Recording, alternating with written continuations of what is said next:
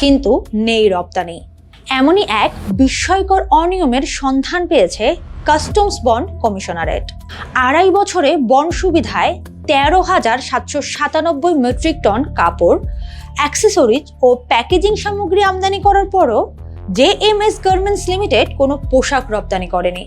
Chittagong customs bond কমিশনারেটের নিরীক্ষায় দেখা যায় প্রায় 633 কোটি টাকার কাঁচামাল গায়েব এবং প্রায় 885 কোটি টাকা শুল্ক কর ফাঁকির অভিযোগ করা হয়েছে।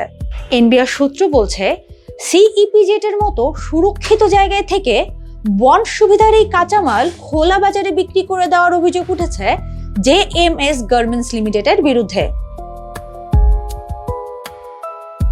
নিরীক্ষা প্রতিবেদনে বলা হয়েছে, 2000 সালে বন্ড লাইসেন্স পাওয়া জেএমএস গার্মেন্টস 2025 সালের 19 মে লে অফ ঘোষণা করে। 2023 সালের 1 জানুয়ারি থেকে চলতি বছরের 5 জুলাই পর্যন্ত নিরীক্ষায় প্রতিষ্ঠানটির বিপুল পরিমাণ বন্ড সুবিধার কাঁচামালের কোনো হদিস পাননি চট্টগ্রাম কাস্টমস বন্ড কমিশনারেট কর্মকর্তারা। যদিও 2022 সালের পর প্রতিষ্ঠানটির আর কোনো নিরীক্ষা হয়নি। প্রতিবেদন অনুযায়ী 2023 থেকে 2025 সালের মধ্যে জেএমএস গার্মেন্টস 44,914 মেট্রিক টন কাঁচামাল আমদানি করে। এর মধ্যে 13,979 মেট্রিক টন কাঁচামালের কোনো হদিস পাওয়া যায়নি।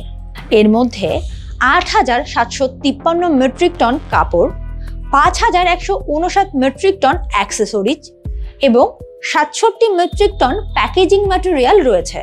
এসব কাঁচামালের শুল্কায়নযোগ্য মূল্য 633,66,14,035 টাকা এবং প্রযোজ্য শুল্ক কর 585,32,17,391 টাকা। নিরীক্ষা প্রতিবেদনে বন্ড কর্মকর্তারা ধারণা করেছেন, অবৈধভাবে অপসারণ করে কাঁচামাল খোলা বাজারে বিক্রি করা হয়েছে।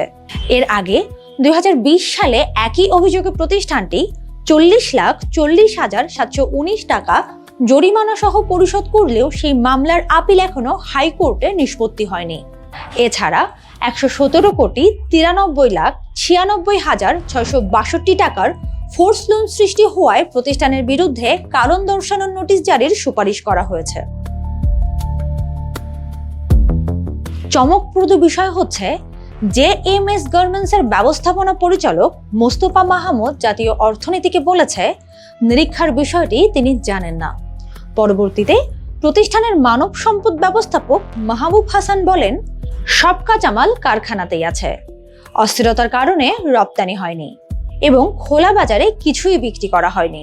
তবে এনবিআর এর এক কর্মকর্তা দাবি করেছেন, জেএমএস গার্মেন্টস বন্ডের বিপুল কাঁচামাল খোলা বাজারে বিক্রি করেছে। একই গ্রুপের মোডিস ইন্টারন্যাশনালের বিরুদ্ধেও একই ধরনের প্রমাণ মিলেছে। বন্ড সুবিধার অপব্যবহারের অভিযোগে গ্রুপটির প্রতিষ্ঠানগুলোকে কঠোর নজরদারিতে রাখা হয়েছে। বন্ড সুবিধার নামে এত বিপুল পরিমাণ কাঁচামাল কিভাবে সিইপিজেটের মতো সুরক্ষিত এলাকা থেকে বাইরে গেল, আর এতদিন তা নজর এড়ালো কিভাবে, সেই উত্তর খুঁজছে এনবিআর।